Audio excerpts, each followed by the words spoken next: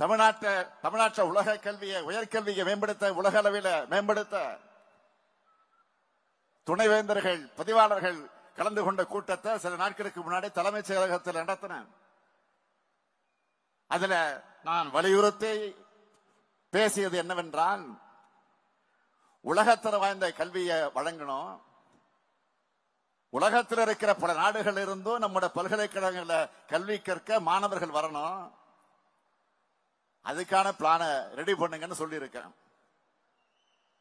கல்வி நிலையங்கள்ல சயின்டிபிக் கருத்துக்கள் மட்டுமே கற்பிக்கப்படணும். பகுத்தறிவுக்கு எதிரான முட்டாள்தனமான கட்டுக்கதைகளை, மூட நம்பிக்கைகளை பரப்புற இடமா பள்ளிகள், கல்விகள், பல்கலைக்கழகங்கள் ஒருபோதும் இருக்கக்கூடாது. ரெண்டே அஜெண்டா தான் இருக்கணும். ஒன்னு சயின்டிபிக் அப்ரோச், இன்னொன்று சோசியல் ஜஸ்டிஸ். இதை கத்துத்தர இடமா தான் கல்விக்கூடம் இருக்கணும். இதுக்கு மாறான நிகழ்ச்சிகளை நடத்துகிறதோ, இதுக்கு எதிராக பேசுறவங்களை கெஸ்டா கூப்பிடுறதோ நடந்தா இந்த அரசோட ரியாக்ஷன் கடுமையா இருக்கும். ஏற்கனவே ஒரு சம்பவத்தில் அது தெரிஞ்சிருக்கும். மாணவர்கள் நிரம்ப இருக்கீங்க, உங்ககிட்ட சில விஷயங்களை ஷேர் பண்ணிக்க நான் விரும்புறேன். நிறைய பேர் இப்ப படிக்காமலேயே பெரிய ஆள் ஆகிவிடலாம். பணம் சம்பாதிக்க படிக்கணும்னு அவசியம் இல்ல. யூடியூப்ல கூட சம்பாதிக்கலாம், இன்ஸ்டாகிராம்ல சம்பாதிக்கலாம். அந்த கடை போடலாம், இந்த கடையில போடலாம், இந்த கடை போடலாம்னு டிசைனா ஏமாத்துவாங்க. அந்த வலையில சிக்கிடாதீங்க.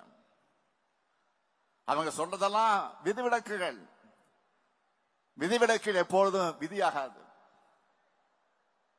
உங்களுக்கு விருப்பமான எந்த வேலையும் தொழிலையும் செய்யலாம், அது தவறு இல்லை. ஆனா எல்லாத்தையும் கல்விதான் அடிப்படை. எல்லாத்துக்கும் மறந்துடாதீங்க. படிப்பு பயனற்றதுன்னு யாராச்சும் சொன்னா அவங்கள சைலண்டா உங்க லைஃப்ல இருந்து அவாய்ட் பண்ணுங்க. கல்விதான் யாராலையும் பறிக்க முடியாத உண்மையான சொத்துன்னு நான் தொடர்ந்து சொல்லிட்டு வரேன். இன்னும் 100 முறை சொல்லுவேன். ஏன்னா மாணவர்களை படிக்க விடக்கூடாது. இப்ப புதுசா தேசிய கல்விக் கொள்கை, விஸ்வகர்மா திட்டங்கள் எல்லாம் கொண்டு வராங்க. இன்னொரு பக்கம் சோசியல் மீடியா மூலமா தவறான அட்வைஸ்களை, திசை திருப்பல்களை, மறுபக்க மாணவர்கிட்ட சாதிய உணவை தூண்டுகிற பல வகையில் சதி நடக்குது. உங்க ரோல் மாடல சோசியல் மீடியாவில் தேடாதீங்க. சோசியல் மீடியா என்பது பொழுதுபோக்குக்கான ஒரு ஸ்பேஸ். அது உங்களுடைய திறனை மட்டுப்படுத்துறதா இருக்கக்கூடாது. இதை மீறி படிச்சு நீங்க முன்னேறணும். ஏற்கனவே ஏஐ, குவாண்டம் கம்ப்யூட்டிங் போன்ற துறைகள்ல நம்ம தமிழ்நாட்டு மாணவர்கள் தான் டாப்ல இருக்காங்க. இதுக்கு காரணம் கல்வியில நம்மளோட தொலைநோக்கு பார்வைதான். இதே வேகத்தோட அடுத்த நூற்றாண்டுக்கு தேவையான கல்வியை நம்ம மாணவர்களுக்கு தர கல்வியாளர்கள் உறுதி ஏற்கணும். கல்வியோட நம்ம மாணவர்களுக்கு சமூக நீதி, ஒதுக்கீடு ஆகியவற்றின் வரலாறு, தேவை, இதன் அடைந்துள்ள வளர்ச்சி ஆகியவற்றை சொல்லி தந்து நாம் இன்னும் அடைய வேண்டிய வளர்ச்சியை நோக்கி நடைபோடணும். எந்த தடை வந்தாலும் அதையெல்லாம் முறியடிச்சு நாங்க நிச்சயம் உங்களை படிக்க வைப்போம். நான் சொல்லிக்கிறதெல்லாம் நீங்க பார்க்கிறது மட்டும் உலகம்னே நினைக்காதீங்க. உலகம் ரொம்ப பெருசு, ரொம்ப ரொம்ப பெருசு. அதை பார்க்க கல்வி என்ற கண்ணாடியை நீங்க போட்டுக்கணும்.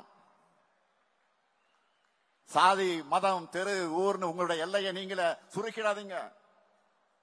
அந்த காலத்துல பிச்சை எடுத்தாவது படின்னு ஏன் சொன்னாங்க? யோசிங்க. கல்விக்கு மிஞ்சினது எதுவும் இல்லை. நிறைவா நான் சொல்லிக்க விரும்புறது, இங்க அரசு, கல்வியாளர்கள், மாணவர்கள் இருக்கும். நமக்கான உரிமைகளை மீட்டு உங்களை படிக்க வைக்கிறது அரசுடைய கடமை. உங்களுக்கு நல்ல கல்வியை தந்து அறிவார்ந்தவர்களாக உயர்த்துறது கல்வியாளருடைய கடமை. நாங்க உருவாக்கி தரக்கூடிய வாய்ப்புகளையும் கல்வியையும் பயன்படுத்தி வாழ்க்கையில் அடுத்த லெவலுக்கு முன்னேறி உங்க குடும்பத்துக்கும் நாட்டுக்கும் பெருமை சேர்க்க வேண்டியது மாணவர்களாகிய உங்க கடமை. இந்த கடமைகளை நிறைவேற்ற இந்த முத்துவேல் கருணாநிதி ஸ்டாலினும் திராவிட மாடல் அரசும் என்றைக்கும் துணை நிற்கும். நன்றி, வணக்கம்.